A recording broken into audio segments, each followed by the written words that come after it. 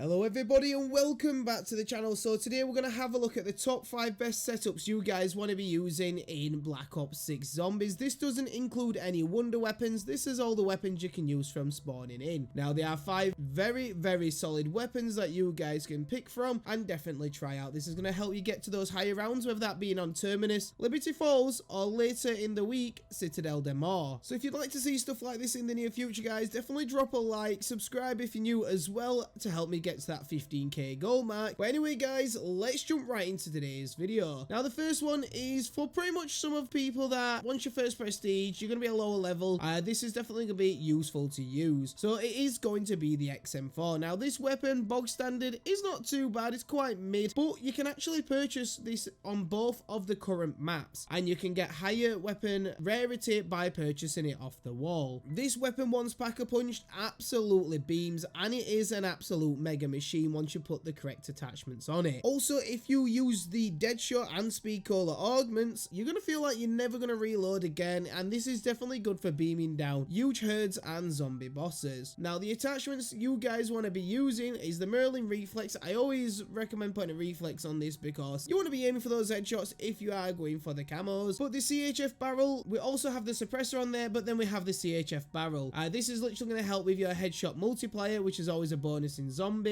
Now I like to have the launcher on this. Now a lot of people don't necessarily have that on their weapon, but I actually really like having the launcher on this for zombies. If you are stuck in sticky situations, this is going to help you get out of them a lot quicker. Obviously you always want the extended mag on there. Mag size is 100. Once you pack a punch it's like 120 and you can pack a punch again, and the more you pack a punch the higher that mag round's going to be. It is absolutely insane. It's like running around with an SMG/LMG with how much pack a punch is in this weapon. Then we are going to have the commando grip on there just to help with the ADS, especially in zombies and you sprint to fire speed. If you're running away from a herd and then they're catching up on you, you definitely want to be able to get down sights and shoot a lot quicker after sprinting. Obviously we're going to have a light stock on there to make sure we've got the best possible movement, because those running zombies, those mega sprinters are absolutely rapid, so you want to make sure you can move around a lot quicker. And then we do have the 5.56 NATO overpressured rounds. Literally it just increases the bullet velocity, makes the weapon more powerful. Now the next one, of course, yes, we are going to have a shotgun, and the shotgun we are going to be using is the ASG-89. Now this is absolutely amazing and you're going to want to use this quite often, especially if you are doing Liberty Falls Easter egg. Once you are doing the main part of the Easter egg and you're getting swarmed consistently with zombies, this is going to be very useful if you get backed up in a corner. It's definitely going to help you get out of it. Now of course this is an automatic shotgun, so you're not going to have to keep pressing the trigger to get yourself out of the situations. This is going to continuously hammer out the ammo. So I am going to give you 2 attachment options for the fire mods once we get to it, but we are going to use the suppressor. We're going to use the Ranger foregrip just so we get that better recoil resistance and we do get a bit more sprinting movement speed. We're going to use the extended mag too, so you do get a mag size of 20, and then we're going to use the commando grip, light stock, steady aim laser, because you're going to end up hip firing a hell of a lot with this weapon. Now in terms of fire mods, like I said, I'm going to give you 2 options. Now in the battle pass currently you can unlock the 12 gauge Dragon's Breath, which is very good because it's going to be incinerate rounds. So if you are shooting a zombie and in those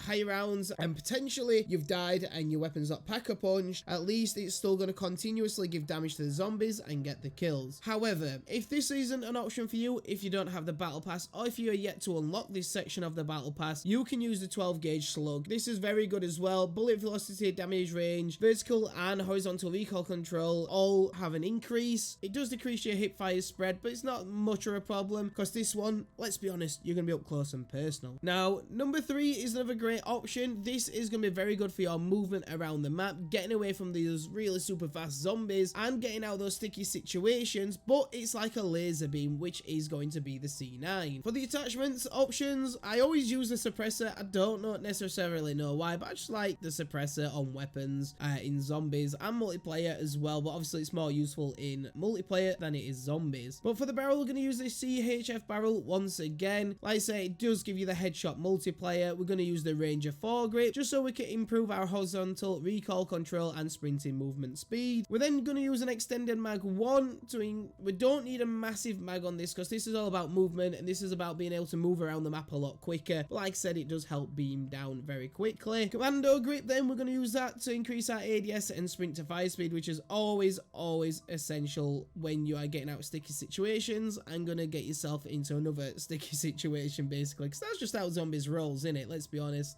No stock on this. We need to make sure we've got the best hip fire movement speed, the best movement speed, and the best strafing speed as possible for those higher rounds. And to be honest, this weapon is absolutely goated anyway in terms of movement, but if you can make it even better, then why not? You will find yourself hip firing a lot with this weapon, so you do need the steady aim laser as well. That is definitely highly recommended in this game for this weapon. Now, another good thing about this weapon as well, it is also a wall weapon, and you can get the higher rarities by purchasing it on the wall on both maps, which is always going to be a bonus. And then we are going to use the GS45. Now, this weapon is once pack-a-punch, this is going to get you out of the best situations. You'll get cornered, you're 100% getting out of those situations. Now, this weapon, the attachments you need to be using is the suppressor, reinforced barrel, extended mag 2, akimbo, which is going to be unlocked at weapon level 31, and then you want rapid fire, so you've got the best possible fire rate to help you out of these situations. Now, once you've attached akimbo, this weapon isn't going to be very great as a base standard weapon, but once you have pack-a-punch that, you are going to get the Sally and Fourth, which is better known as the Mustang and Sally for a lot of you OG Zombies players. This, like I said, 100% will get you out all of those very, very sticky situations, and there is a lot of them that you're going to get in, especially on the higher rounds of Terminus. I don't find myself getting in as many sticky situations on Limited Falls. I feel like there's more escape routes, but this weapon, once akimboed, once pack-a-punched, is absolutely unreal. And once you get to pack-a-punch 3, this weapon, you can literally get to the highest possible round ever, and it still be absolutely amazing. Shoot that on the ground, and it's going to explode everywhere. And then my favorite weapon in this game, and